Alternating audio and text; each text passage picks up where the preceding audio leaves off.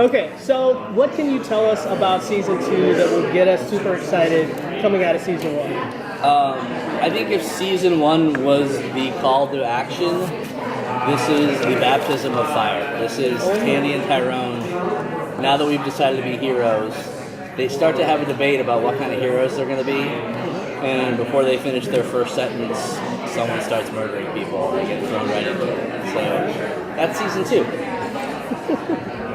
How did the success of Season 1 and the way the fans responded to Season 1 influence how you approach Season 2? It was a little freeing. I mean, as the writers, you're always apprehensive. Like, will they get this? Will the actors be able to pull this off? And the two things we learned is we have the smartest fans in the world. All these things we thought we were hiding and that nobody would get, like 15 people on Twitter, second after. And then the other thing, which was just a writer's dream, is how talented our actors were. You know, we cast Olivia and Aubrey. We knew they were really good. We knew they were beautiful. But every time we throw them into something, I keep going back to that phone call at the end of episode 1 to 7. It's literally two kids talking, and I cry on this stuff. It's about how she needs a friend and how they both understand each other. And I think that was the moment for me where I'm like, we just need to throw them more emotion at them, throw more things at them. We asked Olivia to pretty much become a ballerina in about a month and a half.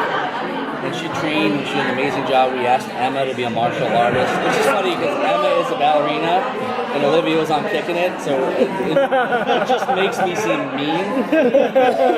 But just expanding their portfolio. Right, exactly. But I mean, I think in Season 2, when you know, like my running joke is Olivia hopes to do anything, and she can't. You just throw stuff at her. Aubrey did so many of his own stunts. Had to go to some really interesting places about his identity, and I think it just always rise to the occasion, so it's so much fun. Speaking of fun, how great has it been to actually bring Mayhem up this season? It is the best. I've always been a Mayhem fan, and I remember when we looked at Cloak and Dagger, I'm like, this is a little bit of gold if we get to do a second season. The opportunity to have an ally in Season 1 turn into... I'm hesitant to say the word villain, because when you see what she does, you'll probably be on her side the way we were, until you realize how extreme she is.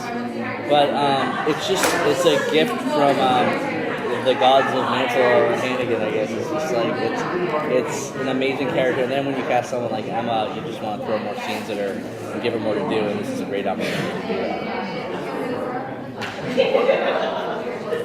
Okay. When you think about standalone episodes versus series arc episodes, do you lean into the arc, or do you kind of like pepper? Because I would say that the last season, the episode on the it was like a tanker ship or wherever, that was the oil rig, right? Yep. By far my favorite episode. Right. Yep. And it felt a little standalone-ish, but it had so many elements of it that just blew my mind. It's funny, we tried very hard. One of the things this season, particularly because you have the training wheels off, you're not doing the origin story, it was we wanted every episode to have its own identity exactly like that. Like, my favorite's episode 8, just because it's so encapsulated, like, they both get their revenge. It's a little more typical, but when you watch this season, once we get into 3, 4, 5, 6, I think 6, 7, 8 are as unique an episode as the television show's ever had, and having them in a row and still building off each other is going to be so interesting. Episode 6, to spoil it, has, I think, 12 versions of the same song as one of our characters goes through 3 versions of their life, and it's really, it reminds me of 7, and then we follow it up with episode 7, which is even a little crazy. So you're going to have a good year. I like it. How's the family dynamic going to evolve this season for both guys? I think the fun part of it is, we spent all of Season 1 with Tyrone kind of trying to get out from under his family. He'd yell about being smothered, he'd be in this gilded cage. And now he has beware of what you wish for. Because all of that's been taken away. And he's going to realize, like, maybe I needed my mom to do this, maybe I needed my dad for this. And he gets a little bit lonely.